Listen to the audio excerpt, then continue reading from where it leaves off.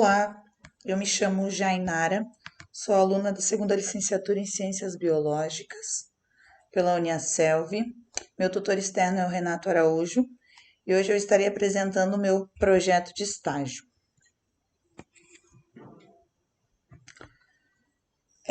Vou falar um pouco sobre a delimitação do meu tema, né? Porque eu escolhi, como eu escolhi. A área de concentração não poderia ser diferente, educação ambiental. A minha primeira licenciatura, ela é na área das ciências agrícolas. Trabalhei muito com educação ambiental, com ciências ambientais, com manejo de resíduos sólidos e de efluentes.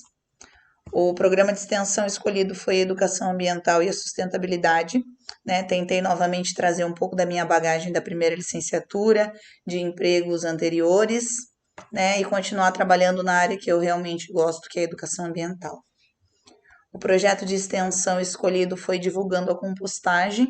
Eu já havia trabalhado também com compostagem durante a minha primeira licenciatura, né? Já havia feito estágio, aplicando aulas, inclusive, sobre compostagem, né? Com o diferencial que na época eram aulas presenciais, né? Síncronas. O tema escolhido, então, foi a compostagem doméstica como um recurso pedagógico. E o produto virtual eu não desenvolvi, pois tive as horas validadas no polo, né? Em decorrência de estar atuando na educação básica. Os objetivos principais do meu trabalho, né, da minha pesquisa, foram promover valores de sustentabilidade, ainda ligada à educação ambiental, ao tema de conscientização ambiental e redução de rejeitos, de produção de rejeitos, né? Também difundir técnicas sustentáveis de reutilização de resíduos e sustentabilidade, na pegada de agregar valor aos rejeitos, diminuindo a sua quantidade, né, e aumentando a sua qualidade. Utilizar o conhecimento científico em prol da redução dos danos causados pela pandemia de Covid-19 também foi um dos meus objetivos, né, bem como da Uniaselv ao propor o programa de estágio nesse formato. E, sobretudo, difundir o conhecimento acadêmico e científico e aplicá-lo em prol dos educandos e do meio ambiente, né? Sobretudo, agregando na minha formação e nas minhas futuras intervenções pedagógicas enquanto tanto licenciada em ciências agrícolas quanto agora licenciada em ciências biológicas. A metodologia do meu estágio, né, dentro dos procedimentos desenvolvidos para o estágio, foram as propostas pela Uniaselv, né, com o ensino remoto. Eu desenvolvi algumas atividades remotas síncronas e assíncronas, né, desenvolvi não, eu planejei, né, para serem aplicadas dentro do meu projeto de estágio. A escola escolhida para desenvolver essa proposta foi a escola Claudenice Vieira Caldeira, localizada no município de São Francisco do Sul, Santa Catarina, né? Litoral norte de Santa Catarina, conforme vocês conseguem ver aqui no mapa, no canto direito da tela. As turmas escolhidas, né, dentro da proposta da Uniaselv para o estágio de segunda licenciatura deveriam ser uma turma de ensino fundamental 2 e uma turma de ensino médio. As turmas que eu escolhi foram o 9º ano do ensino fundamental 2 e o 1º ano do ensino médio. E, para isso, eu propus algumas atividades remotas que seriam aplicadas de maneira síncrona e outras que seriam desenvolvidas assincronamente pelos estudantes em casa, juntamente com seus familiares responsáveis ou demais membros do grupo familiar. Sem delongas, vamos aos procedimentos do estágio, né? Eu vou falar um pouco sem trazer um por um os planos aqui, né? Eu vou falar como foram desenvolvidos os meus planos de aulas, desde a primeira até a quinta aula, iniciando pelas aulas do Ensino Fundamental 2, que foram desenvolvidas com o 9º ano. Para a primeira aula, eu resolvi propor, como sempre começo, né? Quando eu trabalho a temática ambiental, quis trazer uma sensibilização ambiental a partir da exibição de um curta-metragem brasileiro muito conhecido, né, notório das aulas de ciências. Inclusive, eu assisti ele novamente na minha primeira graduação, a partir de um professor de sociologia. O curta-metragem se chama Ilha das Flores. Ele trata do consumo, né, e principalmente do destino dos rejeitos a partir da ótica das desigualdades sociais, né, abordando que o que um descarta, às vezes pode ser a única opção de alimentação do outro, né? Ele trata um pouco da história do Homo sapiens ali no início, ele faz uma introdução e termina com o destino de alguns resíduos que vão parar na chamada Ilha das Flores, que é um lixão. Lá existem criadores de porcos e esses criadores de porcos recebem muitos, digamos, restos que vem dos conjuntos urbanos e também das feiras, né? Esses restos são dados aos porcos. O que os porcos não querem, eles dão para os moradores mais carentes da ilha.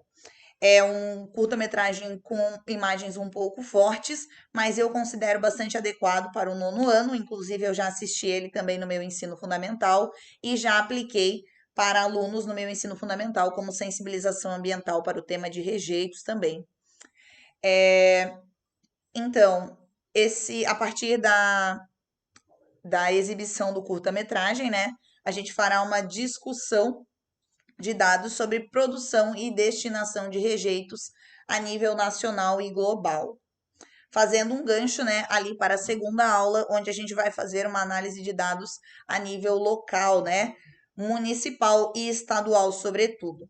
Eu pretendia trazer para essa aula, né, alguns dados relacionados a coleta seletiva no município, né, porcentagem de famílias atendidas, porcentagem de famílias que fazem uso da coleta seletiva, ou mesmo que são atendidas pela coleta de resíduos sólidos, né, em geral, e também de efluentes, tanto no município quanto no estado, e íamos discutir esses dados, né?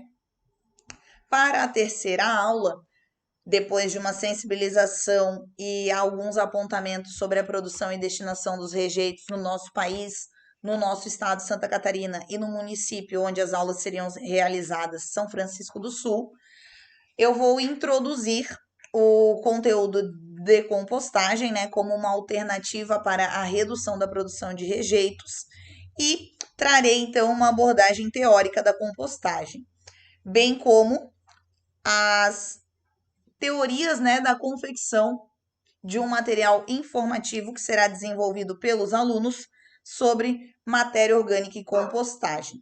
Esse material informativo eles podem apresentar no formato de uma folha A3, A4, uma cartolina ou da forma que acharem mais conveniente. Na quarta aula, né, que seria a próxima, os alunos farão uma breve apresentação dos seus materiais informativos e nós iremos para a prática da compostagem e as informações sobre como eles deverão desenvolver a análise de dados das suas compostagens. Como essas aulas foram pensadas, né, para um contexto remoto de pandemia de Covid-19, a gente tem, como eu apontei anteriormente na metodologia, algumas atividades síncronas e outras assíncronas. As 3 primeiras aulas serão, né, com atividades síncronas desenvolvidas em um aplicativo de chamadas de vídeos. E na quarta aula nós teremos uma atividade assíncrona, onde os alunos deverão desenvolver a sua própria compostagem em casa, após, é claro, as instruções da terceira aula e a montagem, né, pela professora por mim, em frente ao vídeo de uma compostagem para os estudantes. Após desenvolverem suas composteiras em casa, né, os alunos terão que fazer um trabalho ali de sensibilização das suas famílias para construir um engajamento familiar, né, no desenvolvimento e na manutenção dessa compostagem. Para a quinta aula, eu preparei um feedback de todo o conteúdo discutido e a socialização, a apresentação dos resultados após uma semana, 2 semanas, da compostagem doméstica que os alunos realizaram, né? Quais foram as dificuldades, quais foram as potencialidades, os aprendizados, se eles tiveram facilidade ou não para engajar os seus familiares, né? Quais foram as análises que eles observaram, se houve uma decomposição eficiente ou não, né? O que eles acharam de todo esse processo e se sobretudo, se divertiram e aprenderam construindo a compostagem e engajando seus familiares. Na sequência, a gente tem aqui as aulas que foram aplicadas no ensino médio, né, trabalhadas com o primeiro ano, ainda dentro dos procedimentos do estágio. Na primeira aula, a gente trouxe novamente uma sensibilização para a temática. Para introduzir essa sensibilização, a gente fez novamente uma análise de dados, né, a nível local, estadual e nacional sobre a a destinação e a produção de rejeitos, né, principalmente sólidos urbanos. E, na sequência, a gente vai fazer a discussão da notícia local aqui do município de São Francisco do Sul, Santa Catarina, que traz, né, como sua manchete: Prefeitura busca ampliar a adesão de moradores à coleta seletiva. Nessa notícia, a gente vê que a Prefeitura do município de São Francisco do Sul tem feito alguns esforços para que aumente a porcentagem, né, o número de famílias que estão aderindo à coleta seletiva. Hoje, a coleta seletiva é uma realidade aqui no nosso município. A grande maioria dos bairros ela é contemplada, né, com a passagem do caminhão.